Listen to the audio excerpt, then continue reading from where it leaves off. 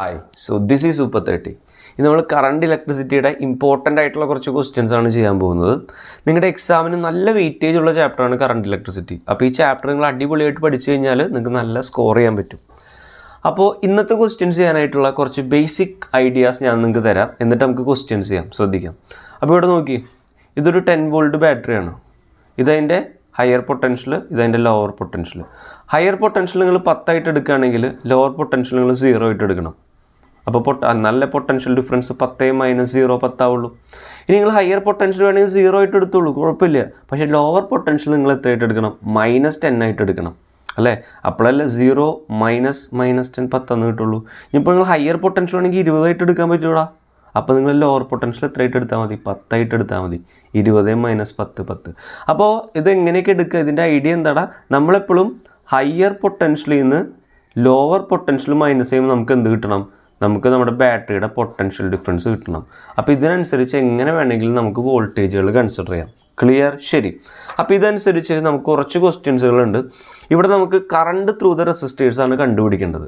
Current through the resistors കണ്ടുപിടിക്കണം. അപ്പോൾ ഇതിൻ്റെ ഐഡിയ ഞാൻ പറഞ്ഞുകൊണ്ട് ഈ ക്വസ്റ്റ്യൻസ് ചെയ്യാം. ഓക്കെ.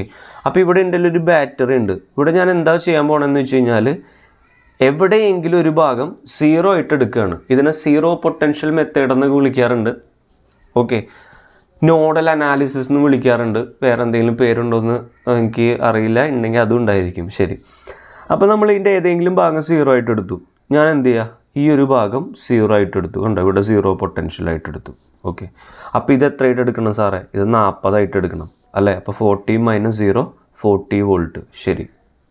ക്ലിയർ? ഓക്കെ. ഇനിയിപ്പോൾ ഇത് 0 ആണെങ്കിൽ ഇവിടെ എന്തായിരിക്കും? 0 ആയിരിക്കും. അതെന്താ സാർ? ഇവിടെ കമ്പോണൻസ് ഒന്നുമില്ല. അപ്പോൾ റെസിസ്റ്റർ ഒന്നും ഇല്ലെങ്കിൽ പൊട്ടൻഷ്യൽ മാറില്ല, 0 ആയിരിക്കും. ഓക്കെ. ഇനിയിപ്പോൾ ഇവിടെ എത്രയായിരിക്കും? ഇവിടെയും 0 ആയിരിക്കും. ക്ലിയർ? ശരി. സാർ ഇപ്പോൾ ഇവിടെ 40 ആണെങ്കിൽ ഇവിടെ എത്രയായിരിക്കും? ഇവിടെയും 40 ആയിരിക്കും. ഇത് നിങ്ങൾക്ക് ക്ലിയർ ആണ്? ശരി. സാർ ഇപ്പോൾ 0 ഇന്ന് നോക്കി, ഇവിടെ ഒരു ബാറ്ററി ഉണ്ടല്ലേ? അപ്പോൾ ഇവിടുത്തെ പൊട്ടൻഷ്യൽ എങ്ങനെ എഴുതുക? സാർ ഇവിടുത്തെ പൊട്ടൻഷ്യൽ 20 എന്ന് എഴുതണം. കണ്ടീഷൻ മനസ്സിലായില്ലേ? ഹയർ പൊട്ടൻഷ്യലും ലോവർ പൊട്ടൻഷ്യലും കൂടെ മൈനസ് ചെയ്യുമ്പോൾ പൊട്ടൻഷ്യൽ ഡിഫറൻസ് കിട്ടണം. 20 - 0 20. അപ്പോൾ ഇതാണ് പരിപാടി. ഇത്രയും കഴിഞ്ഞു. അപ്പോൾ 20 ഇവിടെ 20 ആണെങ്കിൽ ഇവിടെ കമ്പോണൻസ് ഒന്നില്ല, ഇവിടെ എന്തായിരിക്കും? 20 ആയിരിക്കും. അപ്പോൾ ഇത് മാർക്ക് ചെയ്ത് കഴിഞ്ഞാൽ അടുത്ത പരിപാടി സിമ്പിളാണ്. നമുക്ക് റെസിസ്റ്ററിൽ കൂടെയുള്ള കറണ്ട് കണ്ടുപിടിക്കണം. ഇവിടുത്തെ കറണ്ട് എങ്ങനെ കണ്ടുപിടിക്കുക? കറണ്ട് കണ്ടുപിടിക്കാനുള്ള ഫോർമുല എന്താണ്? Ohm's law, potential difference by resistance. ഇവിടുത്തെ പൊട്ടൻഷ്യൽ ഡിഫറൻസ് എത്രയാണ്? പൊട്ടൻഷ്യൽ ഡിഫറൻസ് പറഞ്ഞേ 40 - 20. പൊട്ടൻഷ്യൽ ഡിഫറൻസ് എപ്പോഴും higher potential minus lower potential, അങ്ങനെയാണ് കണ്ടുപിടിക്കുക. 40 - 20 20/10 എത്രയാടാ? 2 ampere current. Yes or no? അങ്ങനെയൊക്കെയാണ് ഫ്ലോ ചെയ്യുക. ഹയർ ടു ലോവർ അങ്ങോട്ട് ഫ്ലോ ചെയ്യും. ക്ലിയർ? ഇനി ഇവിടുത്തെ കറണ്ട് എങ്ങനെ കണ്ടുപിടിക്കുക? പൊട്ടൻഷ്യൽ ഡിഫറൻസ് എത്ര? 20 - 0 20/10 2 ആംപിയർ. ക്ലിയർ? സെറ്റ് അല്ലടാ? യെസ്. അടുത്ത ക്വസ്റ്റ്യൻ നോക്കാം. ഇവിടെ നമുക്ക് എന്ത് ചെയ്യണം? എല്ലാ ക്വസ്റ്റ്യനിലും റെസിസ്റ്ററിൽ കൂടെയുള്ള കറണ്ടാണ് കണ്ടുപിടിക്കേണ്ടത് കേട്ടോ. ഇവിടെ നമുക്ക് എന്ത് ഇതേപോലെ തന്നെ അത് നമുക്ക് എന്ത് ചെയ്യാം? നെഗറ്റീവായിട്ടുള്ള ഈ ഭാഗം 0 എന്ന് അടയാളപ്പെടുത്തി. 40 വോൾട്ട് ബാറ്ററി അല്ലേ? അപ്പോൾ ഇവിടെ എത്രയായിരിക്കും? ഈ ഭാഗം എത്രയായിരിക്കടാ? ഇത് എത്രയായിരിക്കും? 40 ആയിരിക്കണം. എന്നല്ല 40 - 0 40 വോൾട്ട് കിട്ടുക. ആ കണ്ടീഷൻ സാറ്റിസ്ഫൈഡ് ആണ്. ഏത്? യെസ്. അപ്പോൾ ഇത് 0 ആണെങ്കിൽ സാർ ഇവിടെ നിന്ന് കമ്പോണൻസ് ഇല്ല ഒന്നുമില്ല. അപ്പോൾ ഇവിടെ എത്രയായിരിക്കും? 0. ഇത് 0 ആണെങ്കിൽ ഇവിടെ ഒന്നും കമ്പോണൻസ് ഇല്ലെങ്കിൽ അവിടെ പൊട്ടൻഷ്യൽ ഡിഫറൻസ് സെയിം ആയിരിക്കും. കണ്ടോ? കമ്പോണൻസ് എന്ന് പറഞ്ഞാൽ റെസിസ്റ്റർ ഒന്നുമില്ല. ഇനി വീണ്ടും വന്ന് റെസിസ്റ്റർ ഇല്ല, ഇവിടെയും 0. എല്ലായിടത്തും അടയാളപ്പെടുത്തിയില്ലടാ. നമുക്കിനി എന്ത് ചെയ്യാം? കണ്ടുപിടിക്കാം. ശ്രദ്ധിക്കാം. ഇവിടുത്തെ കറണ്ട് കണ്ടുപിടിക്കണം. കറണ്ട് എന്ന് പറഞ്ഞാൽ പൊട്ടൻഷ്യൽ ഡിഫറൻസ് ബൈ റെസിസ്റ്റൻസ് ഒക്കെ 10 തന്നിട്ടുണ്ട്. ഓരോന്നും 10 ഉണ്ടോ? പൊട്ടൻഷ്യൽ ഡിഫറൻസ് എത്രയാണ്?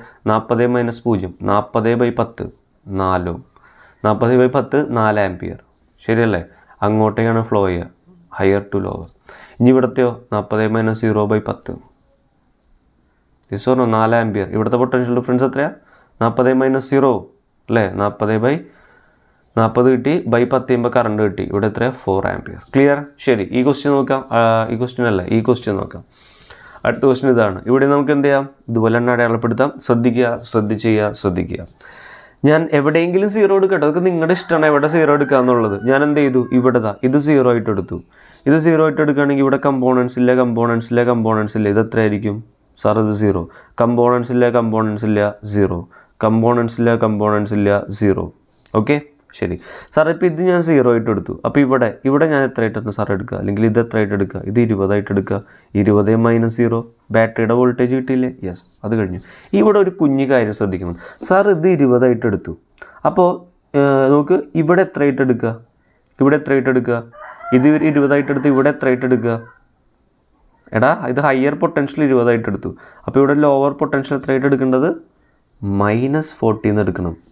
അതെന്താണ് സാർ? നിങ്ങൾ കണ്ടുപിടിച്ച് നോക്കി. 20 - -40 സാർ 60 കിട്ടിയില്ലേ? യെസ്. അപ്പോൾ അതുകൊണ്ട് -40 ആയിട്ട് എടുക്കണം. ഇതേ കോൺസെപ്റ്റാണ് കേട്ടത്, ഇവിടെ നിന്ന് വന്ന കോൺസെപ്റ്റാണത്. ക്ലിയർ? ശരി.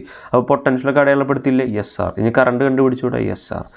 അപ്പോൾ ഇവിടുത്തെ കറണ്ട് എങ്ങനെ കണ്ടുപിടിക്കുക? പൊട്ടൻഷ്യൽ എത്ര? 20. 20 റെസിസ്റ്റൻസ് 10 അല്ലേ? അപ്പോൾ എന്ത് കിട്ടി? 2 ഓം എന്ന് കിട്ടി. 20 നിന്ന് ഇങ്ങോട്ട് ഹയർ ടു ലോവർ ആണ് ഒഴുകുക. ഓക്കെ. ഇനി ഇവിടുത്തെ കണ്ടുപിടിച്ചാലോ? പൊട്ടൻഷ്യൽ ഡിഫറൻസ് 20 റെസിസ്റ്റൻസ് 10, 2 ആംപിയർ ഇങ്ങോട്ടേക്ക് ഒഴുകും. ഇവിടുത്തെ കണ്ടുപിടിച്ചാലോ? പൊട്ടൻഷ്യൽ ഡിഫറൻസ് എത്രയാണ് ചേട്ടാ ഇവിടുത്തെ? ഈ 60 എന്ന് പറയരുത്, പൊട്ടൻഷ്യൽ ഡിഫറൻസ്. ഈ 2 പോയിന്റുകൾക്കിടയിലുള്ള പൊട്ടൻഷ്യൽ ഡിഫറൻസ് എത്രയാണ്?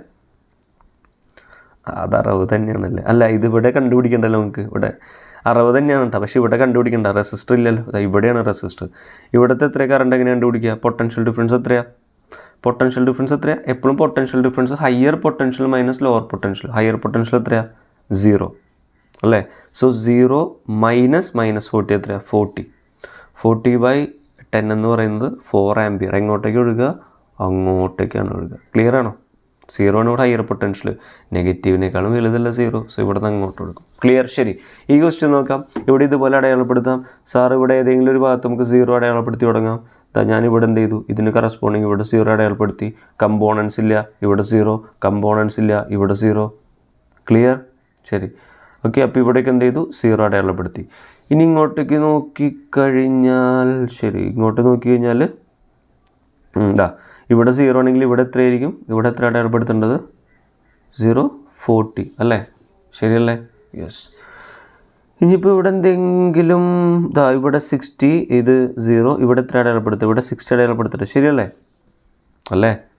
നിങ്ങൾ ബാറ്ററിയുടെ വോൾട്ടേജ് ഇത് ഉപയോഗിച്ച് കിട്ടുന്നുണ്ടോ എന്ന് നോക്കിക്കഴിഞ്ഞാൽ കിട്ടുന്നുണ്ടെങ്കിൽ നിങ്ങൾ അടയാളപ്പെടുത്തി. ശരിയാണ്, അത്രേ ഉള്ളൂ. കിട്ടുന്നുണ്ടല്ലോ? യെസ്. 40 - 0 40, 60 - 0 60. ശരി. ബാക്കി കാര്യങ്ങൾ ചെയ്യാം. ഇവിടുത്തെ കറണ്ട് എങ്ങനെ കണ്ടുപിടിക്കുക? Sir potential difference 60, resistance 10, 6 ampere ആണ് കറണ്ട്. 6 ആംപിയർ. ഇവിടെ നിന്ന് അങ്ങോട്ടേക്ക്. ഇവിടെയോ? ഇവിടെ ബാറ്ററിയാണ്, ഇവിടെ കണ്ടുപിടിക്കേണ്ട. ഇവിടെ 60/10, ഇവിടെയും 6 ആംപിയർ ഇങ്ങോട്ടേക്ക്. ഇവിടെയോ? ഇവിടെ നോക്കിയാടാ, ഇവിടെ ഇത് 0 ആണെങ്കിൽ ഇവിടേക്ക് എന്തായിരിക്കും? 0 അല്ലേ? ഇവിടെ 40 - 0 40/10, 4 ആംപിയർ ഇങ്ങോട്ടേക്കാണ് ഒഴുകുക. ക്ലിയർ? ക്ലിയർ? ശരി. Now we shall go for the കിടിലൻ ക്വസ്റ്റ്യൻ. ശ്രദ്ധിക്കാം, ഈ 2 ക്വസ്റ്റ്യൻസ് നമുക്ക് ശ്രദ്ധിക്കാം. നിങ്ങൾക്ക് മുമ്പ് എഴുതിയൊക്കെ വിസിബിൾ അല്ലായിരുന്നു? യെസ്. നമുക്ക് ഇനി ഈ 2 ക്വസ്റ്റ്യൻസ് ശ്രദ്ധിക്കാം കേട്ടോ. ശ്രദ്ധിക്കാം. പഴയ പോലെ നമുക്ക് കറണ്ട് കണ്ടുപിടിക്കണം. റെസിസ്റ്ററിൽ കൂടെയുള്ള കറണ്ട് കണ്ടുപിടിക്കലാണ് ക്വസ്റ്റ്യൻ. ശരി, നോക്കാം. അപ്പോൾ നമുക്ക് നേരത്തെ പോലെ തന്നെ ഞാൻ എന്ത് ചെയ്യാണ്? ഏതെങ്കിലും ഒരു ഭാഗത്ത് 0 അടയാളപ്പെടുത്തി തുടങ്ങാം. സാർ ഞാനിവിടെ 0 അടയാളപ്പെടുത്തി. ഇനി എനിക്ക് ഇവിടെ 0 എന്ന് എഴുതാൻ പറ്റുമോ? പറ്റില്ല. കാരണം എന്താ? റെസിസ്റ്റർ വന്നപ്പോൾ പൊട്ടൻഷ്യൽ മാറി. ഓക്കെ, ശരി. അപ്പോൾ ഇവിടെ 0 അടയാളപ്പെടുത്തി. ബാക്കി എന്തൊക്കെ ചെയ്യാൻ പറ്റുമെന്ന് നോക്കാം. ഇവിടെ 0 അടയാളപ്പെടുത്തി കഴിഞ്ഞാൽ നമുക്ക് ഇവിടെ ഞാൻ എത്ര അടയാളപ്പെടുത്തേണ്ടി വരും? ഇവിടെ 20 എന്ന് അടയാളപ്പെടുത്തിയ കുഴപ്പമില്ല. 20 - 0 20 എന്ന് കിട്ടിയില്ലേ? Condition satisfied. ഇവിടെ എത്ര എഴുതേണ്ടി വരും സാറേ? ഇവിടെ എത്ര എഴുതേണ്ടി വരും? ഞാൻ ലോവർ പൊട്ടൻഷ്യലിൻ്റെ ഇവിടെ എത്ര എഴുതിയത്? 20 എന്ന് എഴുതി. അപ്പോൾ ഇവിടെ എത്ര എഴുതേണ്ടി വരും? ഇവിടെ ഞാൻ 60 എന്ന് എഴുതേണ്ടി വരും അല്ലേ?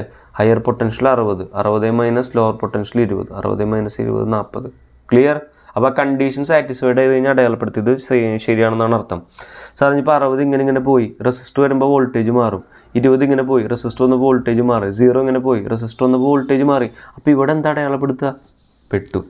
ഇങ്ങനെ പെടുന്ന സിറ്റുവേഷൻ എന്താ അടയാളപ്പെടുത്തേണ്ടതെന്ന് അറിയില്ലെങ്കിൽ നിങ്ങൾ എന്ത് ചെയ്യുക? അറിയാത്തതിനെ നമ്മൾ പണ്ട് കാലം തൊട്ട് എക്സ് എന്നല്ലേ വിളിക്കുക? എക്സ് എന്ന് എഴുതാം. അപ്പോൾ ഈ ക്വസ്റ്റ്യൻ ചെയ്യാനായിട്ടുള്ള ഒരു വഴി, മറ്റൊരു കാര്യം കൂടെ നമുക്കറിയണം. ഇവിടെ നമ്മൾ ജംഗ്ഷൻ റൂളാണ് ഉപയോഗിക്കുക. ഈ ക്വസ്റ്റ്യനിലും ഇതിലും അതുപോലെ തന്നെയാണ്. ഞാൻ ഇവിടെയും കൂടെ കാണിച്ചു തരാം കേട്ടോ. എന്നിട്ട് നമുക്കത് സോൾവ് ചെയ്യാം. ഇവിടെ ഞാൻ എന്ത് ചെയ്യടാ? ഇവിടെ ഞാനിങ്ങനെ നെഗറ്റീവിൻ്റെ ഭാഗം എന്ത് ചെയ്തു? ഇവിടെ ഞാൻ 0 എന്ന് അടയാളപ്പെടുത്തി. കണ്ടു? ഇവിടെ 0. ഇവിടെ 0 ആണെങ്കിൽ ഇവിടെ കമ്പോണൻസ് ഇല്ലല്ലോ ഇവിടെ ഒന്നും. അപ്പോൾ ഇവിടെ 0. ഇവിടെ ഒന്നും കമ്പോണൻസ് ഇല്ല, ഇവിടെയും 0. ഇത് ക്ലിയർ അല്ലേ സാർ? അപ്പോൾ ഇത് 0 കിട്ടി. അപ്പോൾ ഞാൻ ഇവിടെ എന്താ അടയാളപ്പെടുത്തുക? ഇവിടെ എനിക്ക് എന്ത് ചെയ്തു 1 എന്ന് എഴുതിയാൽ മതി. 1 - 0 1. ഇവിടെ ഞാൻ 2 എന്ന് എഴുതിയാൽ മതി. 2 - 0 2. ഇവിടെ 3 എന്ന് എഴുതി കഴിഞ്ഞാൽ 3 - 0 ബാറ്ററിയുടെ വോൾട്ടേജ് 3 കിട്ടിയില്ലേ സാർ? ഇവിടെ ഞാൻ എന്താണ് സാറേ അടയാളപ്പെടുത്തുക? ഇവിടെ എന്താ അടയാളപ്പെടുത്തുക? ഇവിടെ ഞാൻ ഓൾറെഡി 0 എന്ന് അടയാളപ്പെടുത്തി. ഇനി ഇവിടെ 0 എന്ന് അടയാളപ്പെടുത്താൻ പറ്റും. ഇവിടെ എന്താ അടയാളപ്പെടുത്തുക? ഇവിടെ 1 വോൾട്ട് ആയിരുന്നു അല്ലേ? ഇത് ഹയർ പൊട്ടൻഷ്യലിൻ്റെ ഭാഗമാണ് അല്ലേ? 1 വോൾട്ട് ഇങ്ങോട്ടേക്ക് വരുമ്പോൾ ഇവിടുത്തെ പൊട്ടൻഷ്യൽ എത്രയാണെന്ന് എനിക്ക് അറിയില്ല. Yes or no? അപ്പോൾ അറിയാത്തതിനെ ഞാൻ എന്ത് ചെയ്ത് എക്സ് എന്ന് എഴുതി. ഓക്കെ, അറിയാത്തതിനെ ഞാൻ എന്ത് ചെയ്ത് ഇത് എക്സ് ആണെങ്കിൽ ഇവിടെ എന്തായിരിക്കും എക്സ് ആയിരിക്കും, ഇവിടെ എന്തായിരിക്കും എക്സ് ആയിരിക്കും. അപ്പോൾ ഞാൻ രണ്ട് ഭാഗത്ത് അടയാളപ്പെടുത്തി വെച്ചിട്ടുണ്ടെങ്കിൽ നമുക്ക് എന്ത് ചെയ്യാം? കറണ്ട് കണ്ടുപിടിക്കാം. ഓക്കെ, അപ്പോൾ ഇവിടെ നമ്മൾ പുതിയൊരു മെത്തേഡ് പറയുകയാണ്, പുതിയൊരു ഐഡിയയും കൂടെ വേണം ചെയ്യാനായിട്ട്. എക്സ് എന്ന് നമ്മൾ അടയാളപ്പെടുത്തിയത് എപ്പോഴും നമ്മൾ എന്തായിട്ട് കൺസിഡർ ചെയ്യണം? ഹയർ പൊട്ടൻഷ്യൽ എന്ന് കൺസിഡർ ചെയ്യണം. ഇതാണ് ട്രിക്ക്. എക്സ് എപ്പോഴും ഹയർ പൊട്ടൻഷ്യലായിട്ട് കൺസിഡർ ചെയ്യുക. അതിനുശേഷം എക്സിന്ന്, അപ്പോൾ ഇതാണ് ഹയർ പൊട്ടൻഷ്യലെങ്കിൽ എല്ലാ കറണ്ട് ഇവിടെ നിന്നായിരിക്കും പോകാമെന്ന് നമ്മൾ അസ്യൂം ചെയ്യുക. I1 പോയി, I2 പോയി, I3 പോയി. ഓക്കെ, ഇതാണ് ഹയർ പൊട്ടൻഷ്യലെങ്കിൽ എല്ലാ കറണ്ട് ഇവിടെ നിന്നുള്ള പോവുക, അത് നമ്മൾ അസ്യൂം ചെയ്യുക. ക്ലിയർ? എന്നിട്ട് നമ്മൾ എന്ത് ചെയ്യുക? I1 + I2 + I3 = 0 എന്ന് എഴുതുക. ഈ രണ്ട് കണ്ടീഷൻ നിങ്ങൾ അതുപോലെ തന്നെ ചെയ്യണം. കണ്ടോ? ക്ലിയർ? ഇത് നമ്മൾ അസ്യൂം ചെയ്യുന്നതാണ് കേട്ടോ. ഇത് നമ്മൾ അസ്യൂം ചെയ്യുന്ന എല്ലാ കറണ്ടും കൂടെ ആഡ് ചെയ്യുമ്പോൾ 0 കിട്ടണമെങ്കിൽ ചില കറണ്ട് നെഗറ്റീവ് ആയിരിക്കണമല്ലോ. പക്ഷേ ഇവിടെ എല്ലാം ഒരേ ഡയറക്ഷനിലല്ലേ, നെഗറ്റീവ് ഇല്ലല്ലോ. അതൊന്നും നിങ്ങൾ ആലോചിക്കേണ്ട, അതൊക്കെ ആൻസർ ചെയ്യുമ്പോൾ തന്നെ ശരിയായിക്കോളും. ഓക്കെ, ഇത് ട്രിക്കാണ് പറഞ്ഞത്. ക്ലിയർ? എക്സ് എന്ന് വിചാരിച്ചു, അവിടെ നിന്ന് പോകുന്ന എല്ലാ കറണ്ടും കൂടെ ആഡ് ചെയ്യുമ്പോൾ 0 എന്ന് ഇട്ട് കൊടുക്കുക. അങ്ങനെ അത്രയും ചെയ്താൽ മതി. എക്സ് എന്ന് പറഞ്ഞാൽ ഹയർ പൊട്ടൻഷ്യൽ ആയിരിക്കണം. അപ്പോൾ ഇവിടുത്തെ I1 എങ്ങനെ കണ്ടുപിടിക്കുക പറഞ്ഞ്? ഈ I1 എന്ന് പറഞ്ഞാൽ എന്തായിരിക്കും സാർ? ഇത് ഹയർ പൊട്ടൻഷ്യൽ എക്സ് അല്ലേ? X - 0. പറ, I1 എന്ന് പറഞ്ഞാൽ എന്തായിരിക്കും? I1 എന്ന് പറഞ്ഞു കഴിഞ്ഞാൽ X - 0 divided by resistance. Current എന്ന് പറഞ്ഞു കഴിഞ്ഞാൽ voltage by resistance, potential difference by resistance. X - 0 by resistance 10. I2 എന്തായിരിക്കും? X - 20 by resistance 10. I3 എന്തായിരിക്കും? I3 X - 60 by resistance എത്രയാടാ? 10 അല്ലേ? അപ്പോൾ ഇതെല്ലാം കൂടെ ആഡ് ചെയ്യുമ്പോൾ 0 കിട്ടുമെന്ന് എഴുതുക. അപ്പോൾ I1 + I2 + I3 = 0 എന്ന് എഴുതി. I1 എത്രയാ? X/10. I2 X - 20/10. I3 X - 60/10 = 0 എന്ന് എഴുതി. ക്ലിയർ?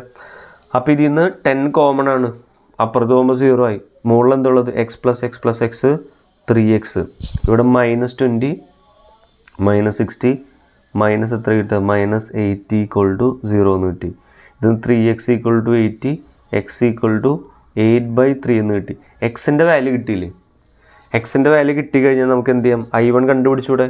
എക്സിൻ്റെ വാല്യൂ കിട്ടി. I1 എന്തായിരിക്കും? I1 എന്ന് പറഞ്ഞു കഴിഞ്ഞാൽ 80/3 ഡിവൈഡഡ് ബൈ 10. ഓക്കെ, 80/30, 8/3. I1 എത്രയായിരിക്കും? 8/3. I1 എന്തായിരിക്കും? 8/3. ഇനി ഇതുപോലെ I2 എന്തായിരിക്കും? I2 കൂടെ നമുക്ക് കണ്ടുപിടിക്കാം. I3 നിങ്ങൾ ഒറ്റയ്ക്ക് കണ്ടുപിടിക്കും. I2 എന്തായിരിക്കും? I2 എന്ന് പറഞ്ഞു കഴിഞ്ഞാൽ ഞാൻ ഇവിടെ കണ്ടുപിടിക്കാം കേട്ടോ. വിസിബിൾ അല്ലേ? യെസ്. 80/3 -20 ഡിവൈഡഡ് ബൈ 10 എന്താ കിട്ടുക? ഇത് 80 - 60/3 × 10 അല്ലേ? എത്രയുടെ കിട്ടുക? 20. 20 ശരിയല്ലടാ ചെയ്തത്? യെസ്. 80 - 60 20/30 2/3 എന്നല്ല കിട്ടുക? ശരിയല്ലേ? 2/3 ആംപിയർ. ഓക്കെ, ഇനി നിങ്ങൾ മൂന്നാമത്തെ നിങ്ങൾ കണ്ടുപിടിച്ച് നോക്കുക. I3 നിങ്ങൾ കണ്ടുപിടിച്ച് നോക്കുക. അതിൻ്റെ ആൻസർ എന്തായിരിക്കും? തീർച്ചയായിട്ടും നെഗറ്റീവ് ആയിരിക്കും. എന്നല്ലട എല്ലാം കൂടെ ആഡ് ചെയ്യുമ്പോൾ 0 കിട്ടുള്ളൂ. അപ്പോൾ അത് വേണ്ട, ഞാൻ കാണിച്ചു തരാം. I3 കൂടെ കണ്ടുപിടിക്കാം. I3 എന്ന് പറഞ്ഞു കഴിഞ്ഞാൽ എക്സിൻ്റെ വാല്യൂ 80/3 -60/10. ഇവിടെ എന്താ കിട്ടുക?